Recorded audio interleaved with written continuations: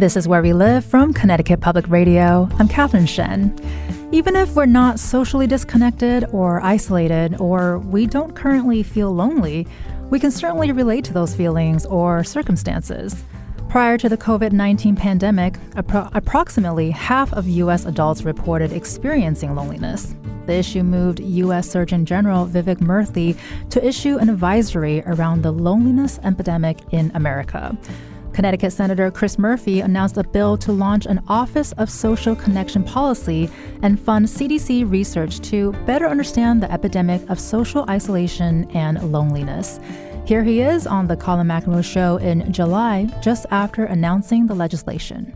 I think it's been part of a broader exploration for me of what is eating at America. I think as I get further along in my public service, I'm not interested only in just adjusting the dials of public policy, but trying to understand what is actually making people unhappy, because I think that my job in the end is supposed to be pursuing policies that end up making people more satisfied with their lives. And I have come to the conclusion that there's a lot of new and unique things that are hurting Americans and making them feel unhappy today.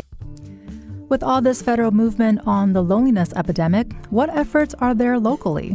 Joining us now to talk about that is Deb Bibbins. She's a founder and CEO for All Ages, a Connecticut Collaborative to End Loneliness. Thank you so much for joining us this morning, Deb. Thanks so much for having me on, Catherine. And we also have Gary Sekorski, who is the co-founder and chair for All Ages, Connecticut Collaborative to End Loneliness. Thank you so much, Gary, for being with us this morning. Of course. Thank you, Catherine. Glad to be here.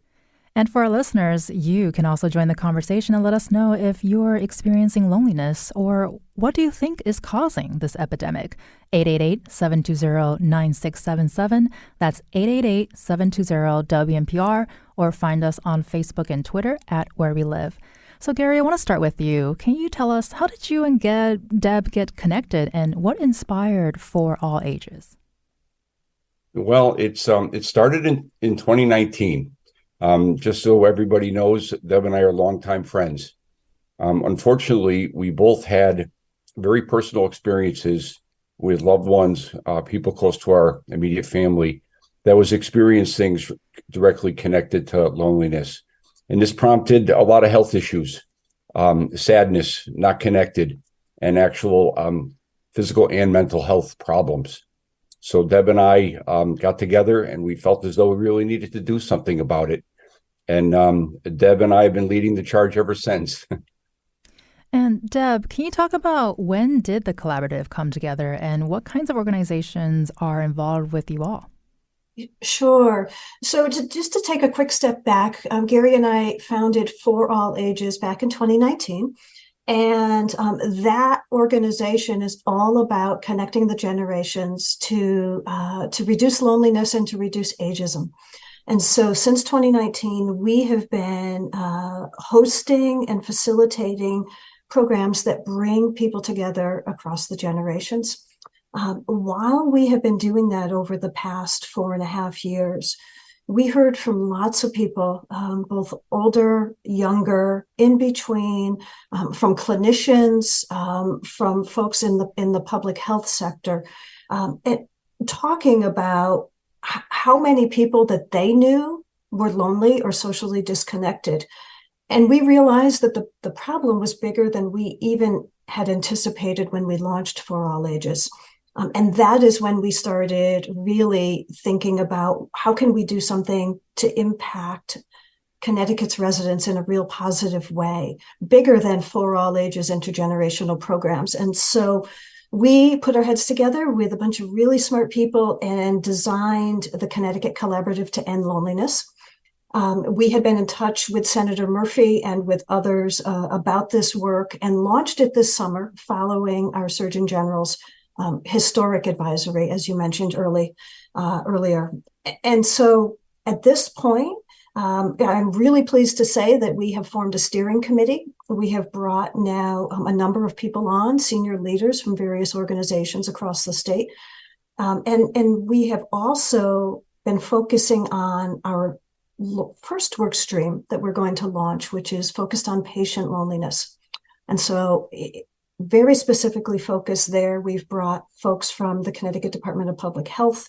We have brought health insurer representatives, and we have brought clinicians, folks that see patients day in and day out, both younger and older, and everything in between, everyone in between, all ages, to really think about how can we do something where someone comes into an office and they talk about being socially disconnected, and finding ways to identify and then provide solutions. I think that's the biggest piece.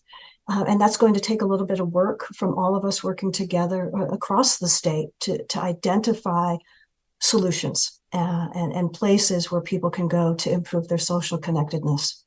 Well, and I think the fact that we're having this conversation today, and I know it's ongoing for many people, is such a big deal because I can't imagine talking about this, say, a decade ago or maybe even 5 years ago. And the fact that we have an alert from Dr. Vivek Murthy about this epidemic addressing both isolation or social disconnectedness and loneliness. Deb, can you help us distinguish these issues? How are they different from each other? Sure. I really think that a lot of people do get, they confuse both of them. So thank you for asking that. Social isolation is really an objective term. And so you can identify and you can visually see whether people are isolated, meaning they are on their own, or whether they are surrounded by other people. And so that is social isolation. It's very objective. The much more difficult component is loneliness. And loneliness is a feeling that one has that they don't belong. So they can be around a group of people. They can be at a party or at a social gathering and still feel lonely because they don't feel a sense of belonging and a sense of connection with those that are around them. And so if you were to draw a Venn diagram with, the two ovals, if you will, there would be an intersection in the middle. So one oval could be social isolation, the other would be loneliness. There is an intersection. Social isolation can cause loneliness, and the reverse is also true. Loneliness can cause one to become socially isolated. And we're here to talk about this issue, which impacts all ages, like you mentioned earlier. And I think for a lot of people, we tend to think of the elderly population first when we're thinking about loneliness, just because retirement or you're ending a job and whatnot. But another maybe surprising fact about this epidemic, it's actually young people are more likely to feel loneliness. Can you talk about that, Deb? Sure. We've seen some research from a variety of places, Cigna being one, where they found that nearly 80% of young adults age 18 to 24 are feeling lonely on a regular basis. And they've identified that young adult population as the loneliest. Brigham Young University also has been doing some research in this area and focused on youth and young adults. And they have found that those populations are experiencing much higher rates of loneliness than other generations. And can we talk about how did the pandemic sort of compound these issues? I think we know that this is something that had pre-existed, but of course with the pandemic, it has exacerbated a lot of issues, including what we're talking about today. Yes. So loneliness has been a problem for decades. It has gotten worse over the past, say, 50 to 70 years. Prior to the pandemic, approximately 60% of Americans of all ages were feeling lonely. During the pandemic, understandably, the social isolation that we all had to endure exacerbated the problem. And the research shows that during the pandemic, approximately 85% of Americans were feeling lonely. So that number has now come back down to around 60%, but it is still at an epidemic level. The pandemic, I think one of the only positives that I can think about that came out of the pandemic is that more people are talking about this issue that we're talking about this morning. And that's a really good thing. This is a problem that we all face and that we can help each other come out of. Social health is the foundation of our mental and physical health. And I would say a decade ago, people were not talking about it in that way. I think we all understand it, but couldn't, I think, have the words to frame it out and to understand it. And so we now know, as social beings, social connectedness is important to all of us. And it is, as I mentioned, the foundation of both our mental and our physical health. When we are not socially connected and when we are feeling lonely, we're more likely to feel anxious. We're more likely to feel depressed. We're more likely to, as older adults, have heart disease or potentially have a stroke. One of the most significant findings that Gary and I talk about an awful lot when we're out talking to people is that older adults who are lonely have a 50% higher probability of developing dementia. And so if we can take a step back and just absorb that for a moment, we can help older adults reduce the probability of developing dementia simply by ensuring that they stay socially connected. And if they're not socially connected, helping them find those opportunities to do so. Well, Deb, I'm nodding my head. You can't see it, but I'm nodding my head. That I agree that it's just something that I think people are a lot more comfortable with talking about, especially if we're talking about it, live on air. Hopefully, people will find it to be more comfortable to talk about it personally, just like you and Gary, who you're able to sort of create this whole sort of movement because of this. And we'll get into this more a little bit later on. But I also want to talk about the stigma around talking about these issues. Is there a stigma, and how do you address that? There definitely is a stigma. There historically has been shame associated with loneliness, which is really unfortunate. And what Gary and I share with folks as we're out talking to various groups throughout the state, we want people to think about loneliness the same way they think about hunger. So when you're hungry, it means that you need food. And when you're lonely, it simply means that you need social connection. It doesn't mean that there's anything wrong with you. It doesn't mean that you should feel shame. It simply means that you need to go out and get socially connected and find those opportunities, whether they be with volunteering with a local nonprofit or joining some type of club around a hobby that they enjoy. Well, Deb Bibbins and Gary Sekorski will be staying with us to help us find our social food. They're co-founders of For All Ages and the Connecticut Collaborative to End Loneliness. And listeners, you can weigh in on the issue of social disconnection as well, or how it affects you. Give us a call, 888-720-9677, or leave us a comment on Facebook and Twitter at Where We Live.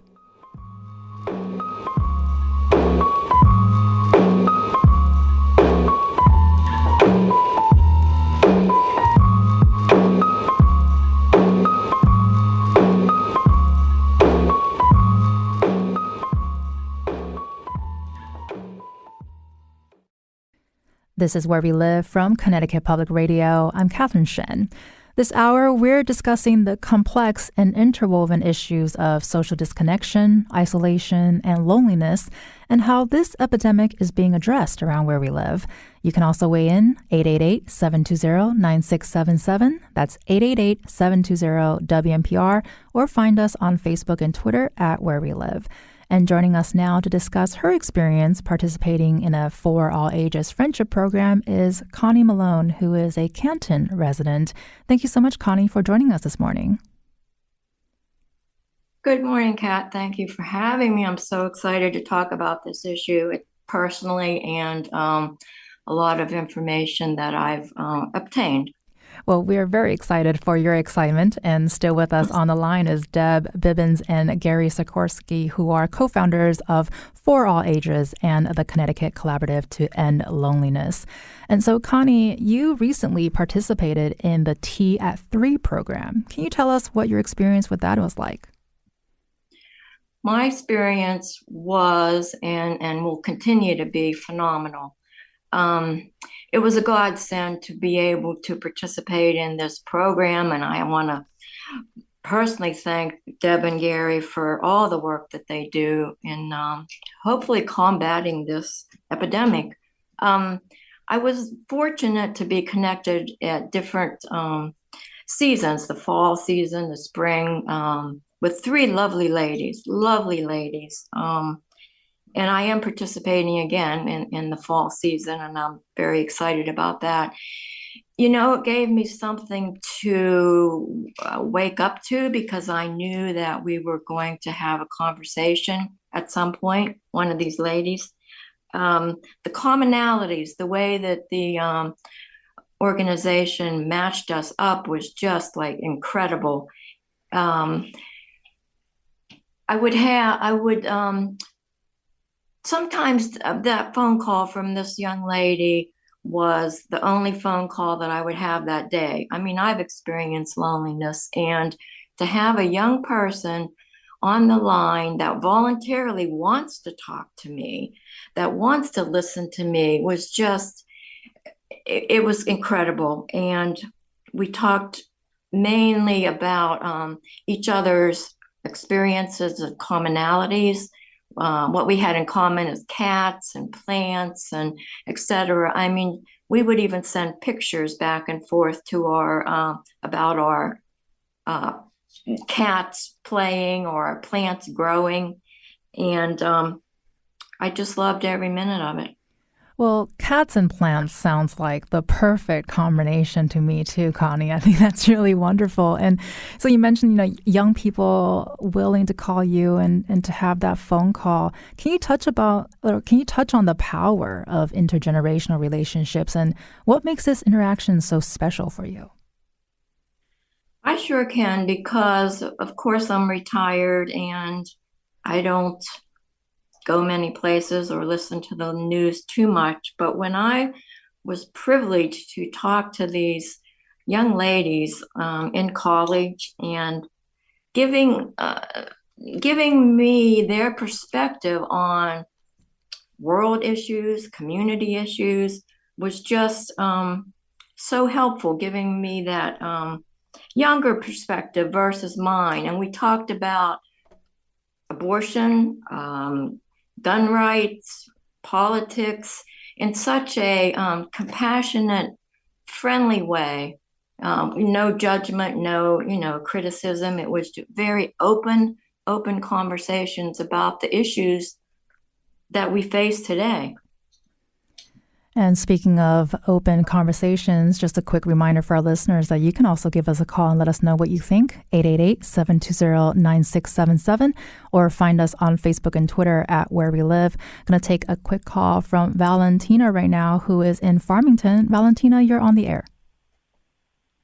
Hi there. I just wanted to say that as a parent, social connection is something I've been focusing on a lot more, because I feel like it's at the root of so many of the mental health struggles that a lot of youth and even adults experience today. And not just not being connected to others in our community, but really not being connected to ourselves either. And if you aren't connected to yourself, it's hard to connect with others. Connection and building and cultivating it is also, it's a skill that we develop. It's a social skill. It's so necessary for our community to be successful and for us to be successful individually. But I feel like we focus so much on making money and getting grades that we leave out all of the soft skills that are so necessary for feeling fulfillment and satisfaction, not just in your own life, but as a community, and creating that together. Well, thank you so much, Valentina, for sharing your thoughts. And I think community is certainly a theme for today, and sort of learning about connection and how education is, beyond the classroom. So thank you so much, Valentina, for that. And Connie, you were listening to Valentina. We'd love to get your thoughts about her raising the issue of loneliness and isolation in sort of a big picture. Well, it is rampant. It's much more than most people realize.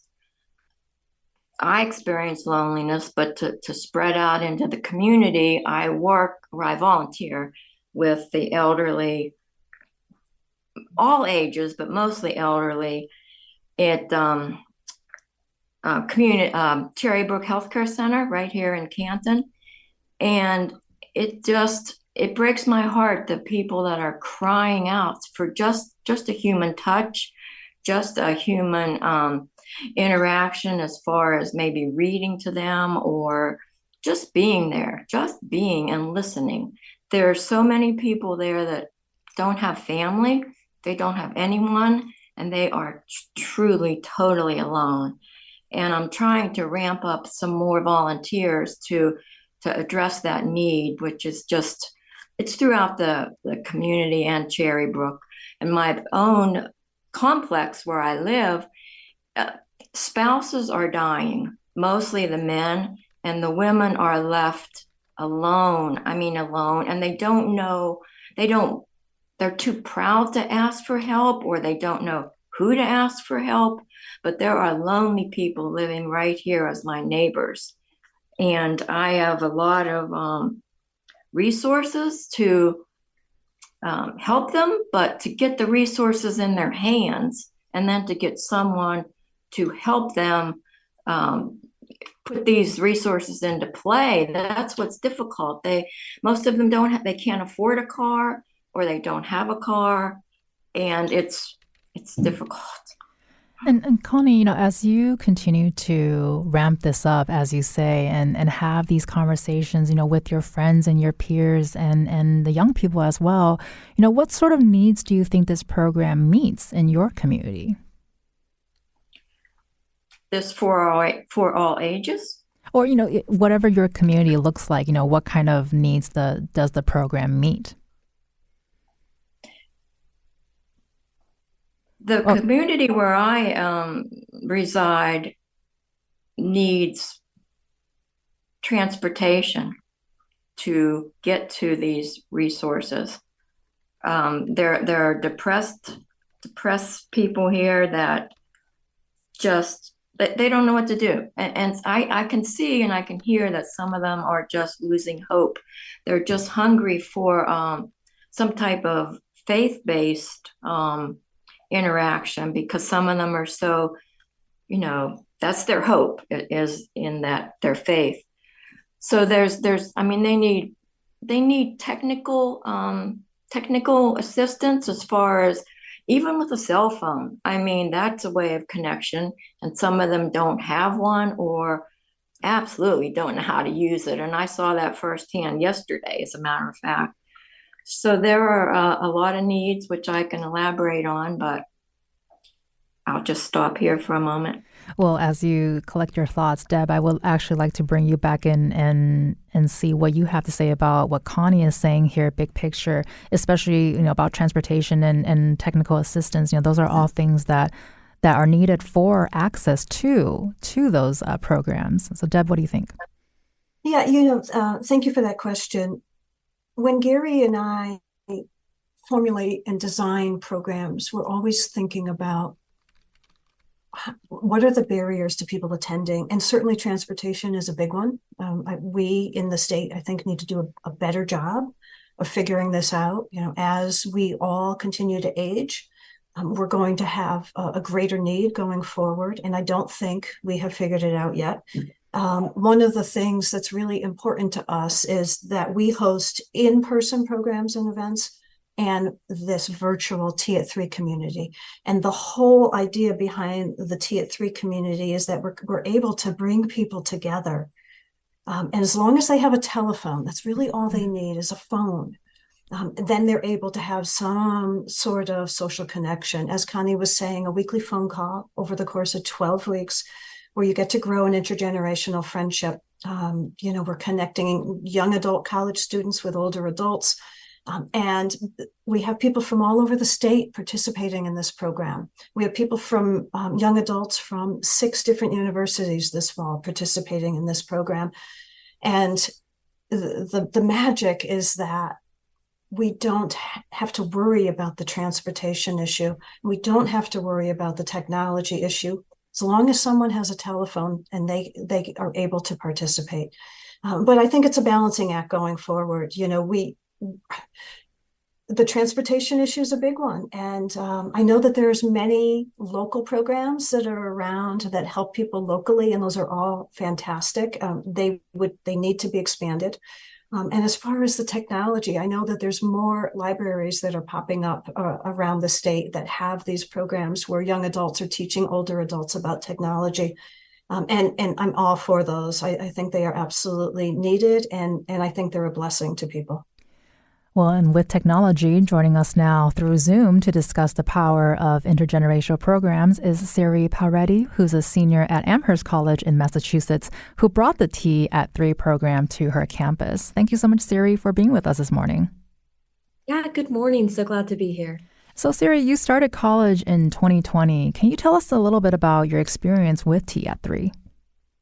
Yeah, for sure. So when I entered my freshman year at Amherst, it was the summer of 2020. The pandemic had been going on since March then. And I sort of found out about Tea at 3 and 4 all ages through a local newsletter, reached out to Deb and Gary and found out about Tea at 3 and asked them if, they needed any help sort of expanding it to colleges like Amherst, which was in Massachusetts. And I will say, like coming into college during the pandemic was a very unique experience, especially as a first year, you're sort of dealing with the newness of college and everything. And I was very lucky to be able to study in person at college, but there were necessary safety measures that sort of isolated me and other students from the rest of the community. So it was very lovely to have a program like For All Ages where I had this person, that I knew I could have a consistent conversation with every week. And Sari, how would you say the issues of loneliness and isolation have been both exacerbated and spotlit during the pandemic as issues we can certainly all relate to? For sure. Yeah, I know. I think Deb sort of mentioned that statistic that young people are often affected by loneliness. But I think with the pandemic, a lot of us who might not have felt lonely before definitely did in this unique way. The pandemic brought a sense of isolation upon us. So I think for the first time, myself and a lot of my peers were experiencing loneliness in a way we might not have encountered before. And I think, slowly that is changing. The pandemic has sort of not quite gone away, but it's definitely, in a much better state than before. We're able to have these in-person interactions, but during that time, 2020, where there was so much uncertainty in the air, honestly, about like, is school going to still come back, or just like the state of the world in general, it was nice to have that virtual connection that was, obviously physically safe with the COVID requirements and still allowed that sense of connection with someone who wasn't within my college bubble as well. Like I couldn't go back home during that time because of COVID safety. So it was nice to have someone from back home, from Connecticut, that I could talk to. Well, what I love about this is it's a two-way street, right? You're benefiting from it. Your Connie is benefiting from it. It seems like there's a really bright spot here because this is such a widespread issue. But something that we can relate to is feeling lonely or being isolated.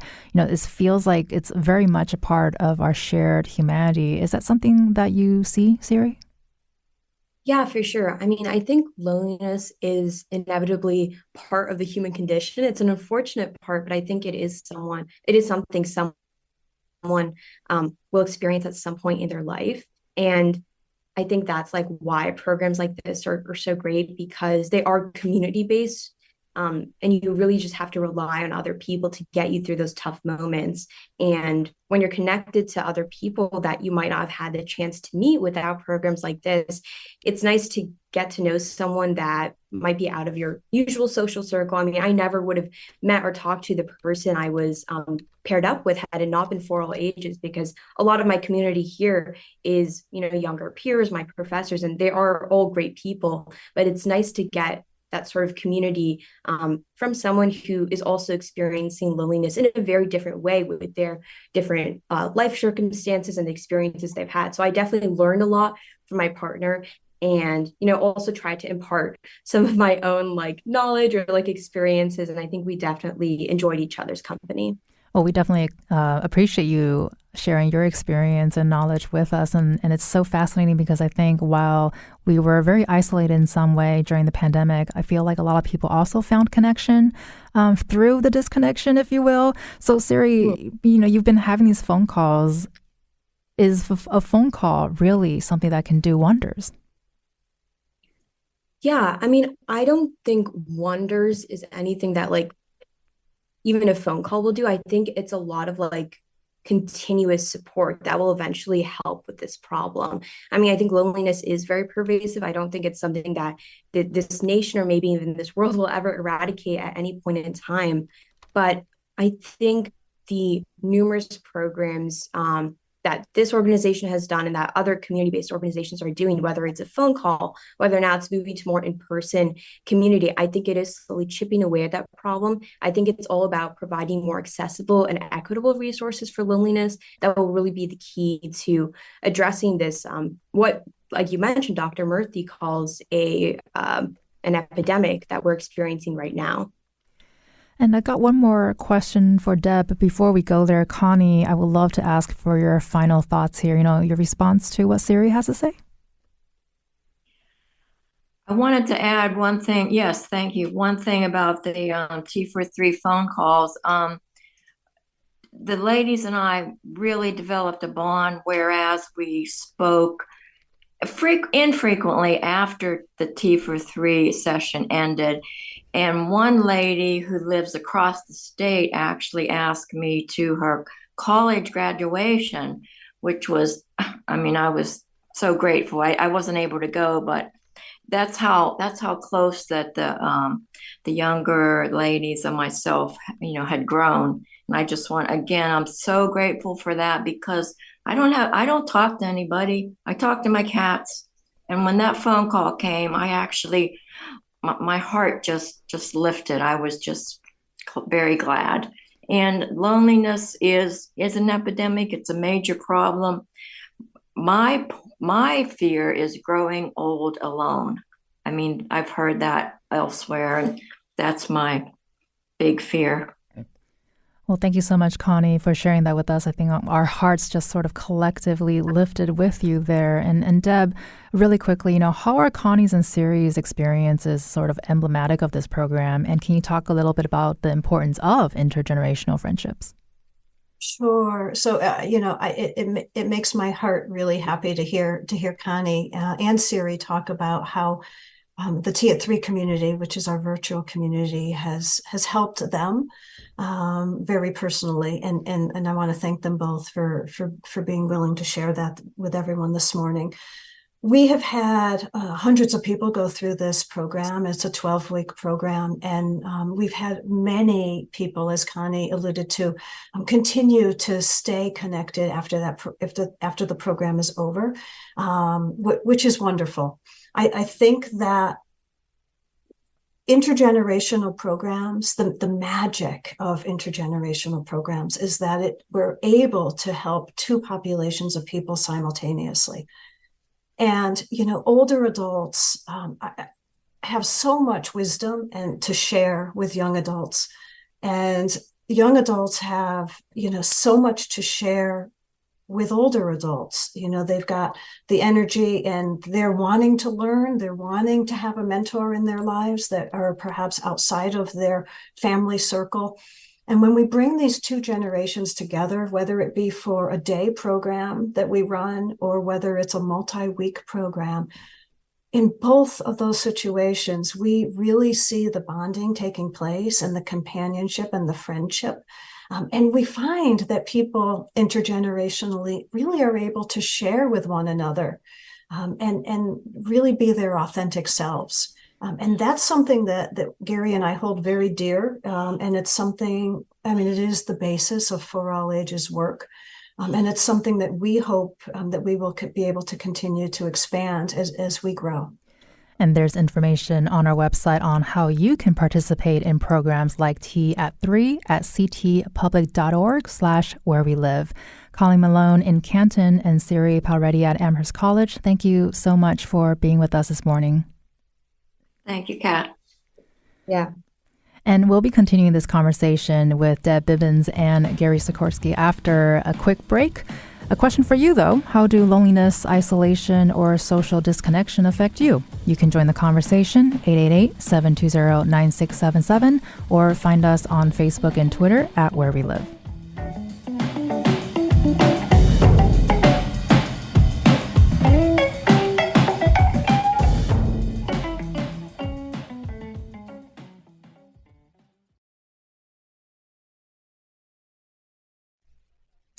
This is Where We Live from Connecticut Public Radio. I'm Catherine Shen.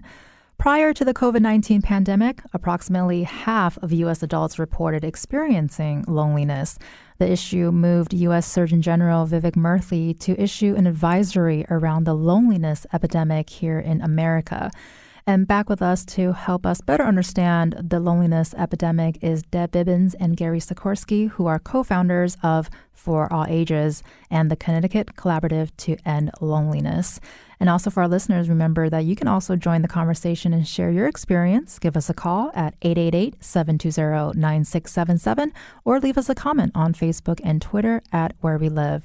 So, Gary, I want to start with you here. We've talked about a couple of demographics and ages that are uniquely affected by this epidemic, but men are also experiencing this in very unique ways. Can you help us walk through that? Sure, I'd be glad to. I first really wanted to just make a quick comment about what was mentioned before with Connie and Deb. Sure, go for it. Is that, part of this advisory, this national advisory, is directed at all the states, right? And because the Connecticut Collaborative, convening by us For All Ages, this is addressing those exact issues. Connie mentioned transportation as a big one. And I guess just as an overall statement, I wanted to make sure that people understand that the purpose of the collaborative is to address these very issues. Transportation is a huge thing, and you can't address that without funding. So that's one of the facets that I just wanted to point out, because how do you solve this problem, right? How do you solve the connection problem, the loneliness problem? Well, you have to get the right people in the right room, and that's what the collaborative is all about. And I just wanted to kind of start with that, and then I'll answer your question about how does men play into this. And I thought I'd share some information about loneliness and social isolation, just with some perspectives and some human, I'll say, social observations. As Deb and all of us have been saying this morning, loneliness can affect anybody for age, race, nationality, religion, socioeconomic status, and even gender.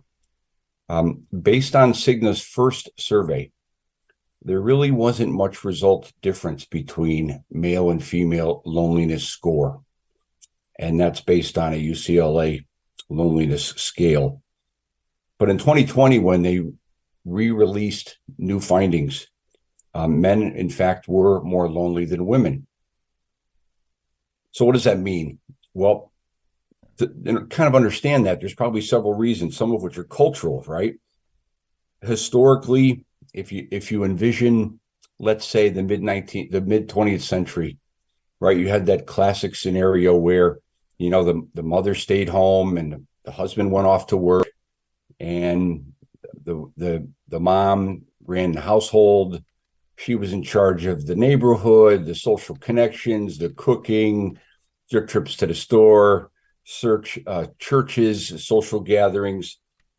So that's a cultural phenomenon.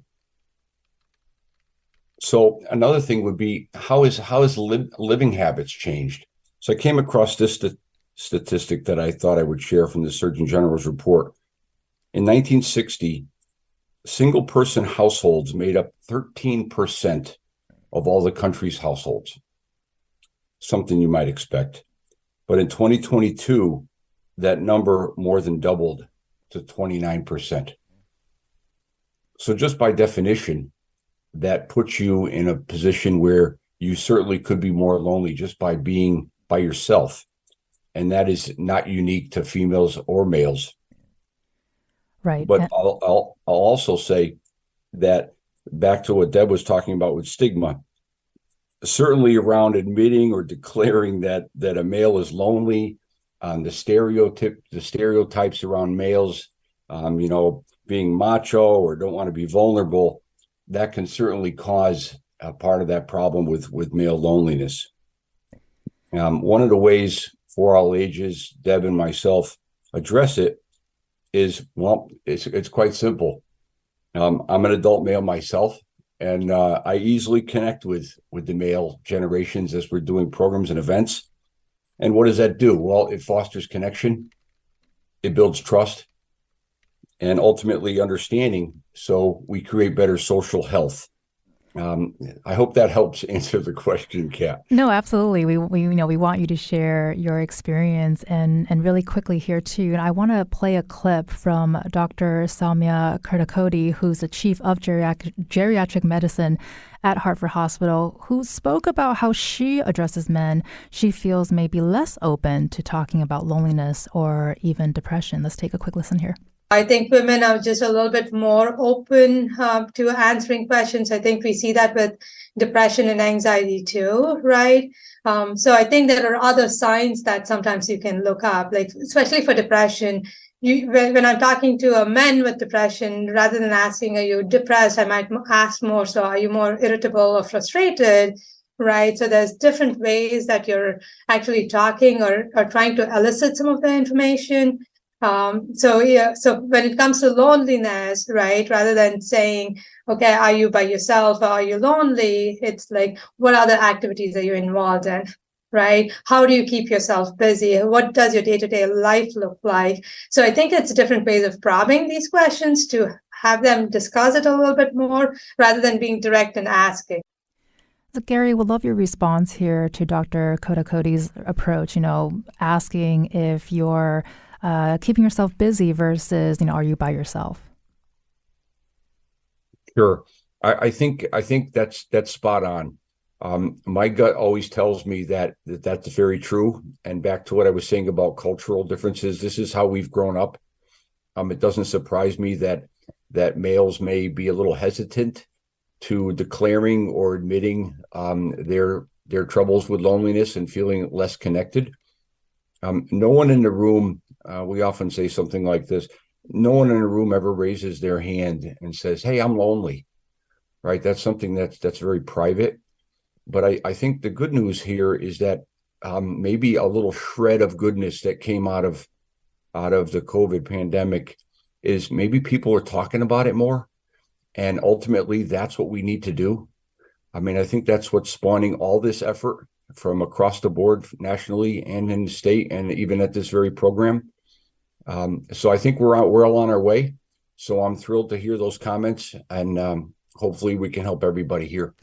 Absolutely. And here, yeah, can I jump in? We actually want to do a quick clip, so afterwards we can get back to you. Thank you very much for that. I do want to play a clip from Connecticut Senator Chris Murphy, both on the links between political extremism and loneliness, and also to how men are uniquely affected. We've all been lonely. And when you're lonely, there's a lot of emotions that come over you. Probably the first is sadness, but one of them is anger, right? One of the things that you often feel when you're lonely is angry, and you want to know why you're angry, and you're more willing to listen to arguments about the reasons why your life isn't the way that you had hoped. And those scapegoats get sort of dialed up very easily for you by sort of demagogues and political fringe movements. And so, yes, I think there's a correlation between, more fringy political movements in this country, more violent threats to democracy, and more people, in particular men, who I think are going through a whole set of other very radical transitions at the same time, who are feeling pretty alone. Gary, I want to get back to you really quickly first on this. How does this reinforce what you're seeing? Well, I think it's spot on. If you look at everything that's gone on in a lot of different avenues and perspectives today, anger is a big one, right? If you don't feel comfortable, if you don't feel connected, if you don't feel as though your voice is heard, for any number of reasons, lonely being a huge one, that leads to discourse, and it leads to unhappiness and a poor quality of living. So I think we're all kind of saying the same things here. The key is that we have to try to fix it. And I think the real positive note to all this is that we can fix it. We just have to connect, and we have to talk. And I think together, when you connect, a lot of these ills go away. And that ultimately heads for the solution to the problem. And this is certainly an issue that we'll be covering again soon here on Where We Live. I want to read a quick statement from organizer Liz Stern, who messaged us on Facebook discussing how acutely nursing homes are affected by the epidemic. A 2021 law in Connecticut requires 2 essential support persons at all times, even in a public health emergency. Liz says Senator Blumenthal is in the process of introducing an analogous federal bill at this time. Thank you so much, Liz, for sharing that information with us. And Deb, real quickly, I know you had a comment earlier, but also have a question for you. We heard from Dr. Kudakoti, who also talked about how our over-reliance on phones and sort of scrolling can really deepen this sense of fierce independence and perhaps even create a kind of distraction from real feelings of loneliness. Is that something that you would agree with? I absolutely agree. Thanks, Kat. Social media, for all of its positive, all of its positivity has also caused some really big problems, especially for the young adult population who spend hours a day just scrolling and seeing what they believe is their friends' better lives, and it leads to depression, and it's causing a real big problem. When we take a look at, for instance, the 2021 Connecticut School Health Survey, the percentage of high school students who were reporting that their mental health is most of the time not good is nearly 30%. And I believe a lot of that has to do with social media and the amount of time that youth and young adults are spending scrolling, as you say. Certainly older people do it too. And I think that, if people take a step back, and maybe what we'll find 5 to 10 years from now by researchers is that as social media has become more prominent in our lives over the past couple of decades, loneliness has also increased. And I think there's a direct causal correlation between the two. And I believe it's one of the things that Senator Murphy is focused on federally, is a bill to put some guardrails in place for social media, for youth and young adults. And really quickly, got about 30 seconds left, but we have Amber on Twitter who asked us, how do you think messaging that causes people to fear strangers and people with different backgrounds, and how that may play into disconnection and loneliness? You got 30 seconds. I really believe that, as Gary was mentioning, we need to see each other as humans, and that is the basis of who we are. We are all humans. We all need social connection. We all need social health in our lives in order to be mentally and physically healthy. And I think we really need to start to come together. And I think once we can do that, we're going to see an improvement overall in our health. That was beautiful. You've been listening to Deb Bibbins and Gary Sekorski. They're co-founders of For All Ages and the Connecticut Collaborative to End Loneliness. Thank you both so much for being here today. Thanks so much for having us on, Kat. Thanks for having us. And a reminder to our listeners, you can meet me and several other Connecticut public talk show hosts at Aquila's Nest Vineyards in Newtown on Wednesday, September 20th from 6 to 8. Come and share what's happening around where you live and what topics you think we should tackle. Visit ctpublic.org/vineyard to purchase tickets, and we will love to see you there. I'm Catherine Shen. Today's show is produced by Katie Pellico. Our technical producer is Kat Pastor. Download Where We Live anytime on your favorite podcast app, and thank you all very much for listening.